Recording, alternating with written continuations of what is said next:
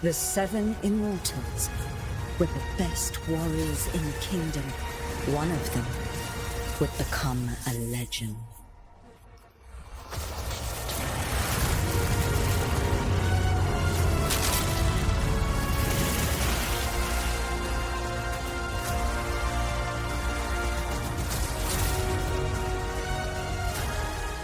Welcome back to Must Play Reviews. This one is hard to believe. Ubisoft has made a top-notch game in 2024, and it's a 2D Metroidvania side-scroller.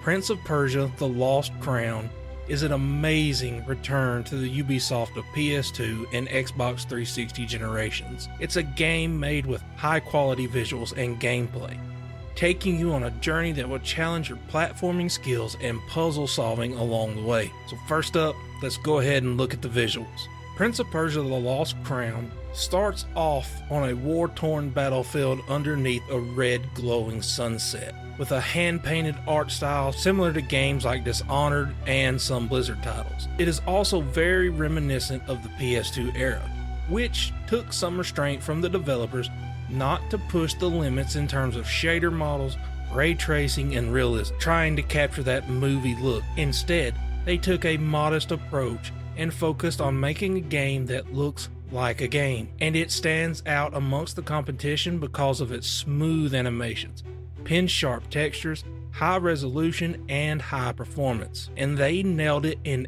every aspect. Each section of the game is stunning, from the sandy ruins to the depths and the darkness of the bowels of the kingdom, to the forest filled with fallen leaves and grass. Its visuals and style bring the lost Persian Empire to life with amazing sculptures and artwork, setting the tone for a great adventure and gameplay to come. But should our enemies try to take advantage of the situation, they will soon find that the kingdom's bravest warriors will be their undoing. When it comes to platforming, the Prince of Persia series has always been something special, and this is no different. It's incredible at the amount of precision and different abilities you need to use to navigate the world of Mount Kath. Precision and timing are key to dodging moving pillars and spike traps, also triggering traps, to then use them as a means to proceed further. The speed at which you can do the platforming is thrilling, swinging from bar to bar, traveling up pillars, crystals that will instantly cause you to fail if touched. This is exactly how a Metroidvania game should be,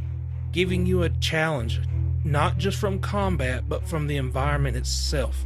And no game of this nature is complete without backtracking and finding upgrades that allow you to reach new locations and hidden areas. Throughout the game, you gain multiple abilities. Some are acquired by the Feathers of Simurgh, a giant ancient bird that lived on Mount Kath. These feathers grant abilities like dashing through the air and the ability to leave behind a shadow that, when the button is pressed again, teleports you back to its location, allowing for unique combos and puzzle solving. The combat, on the other hand, requires the same precision and timing to parry and dodge. The game lets you know by visual cues when you need to dodge or parry. If the eyes glow red, get out of the way. If you see a yellow circle, it's a special parry that goes into a dynamic cutscene that deals massive damage. With dual swords and a bow at your disposal, you can chain combos for some devastating attacks, which can all be enhanced by items found throughout the world. There are charms that can be equipped on your necklace.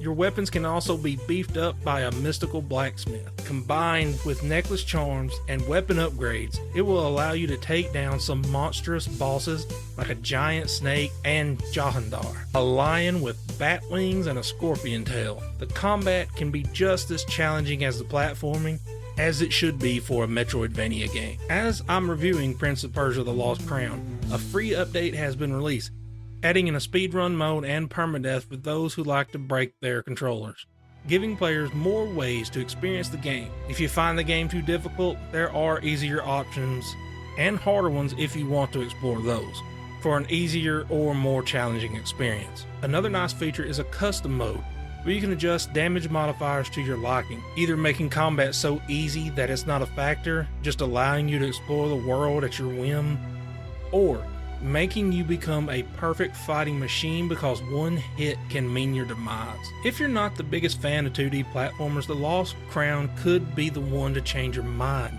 And considering it's not a $70 game, it makes it easier to jump in and give it a shot. With its high quality across the board, this game is truly a surprise, given the mixed record as of late for Ubisoft. It really shows that you do not need new and groundbreaking tech that is so advanced that it struggles to run on the highest end of PCs. But restraint and art can create something far better than most advanced engines, allowing the developers to take the time and craft gameplay and impactful visuals far beyond expectations. Thanks for watching, and if you enjoyed this review, leave a like and subscribe, and I will talk to y'all later.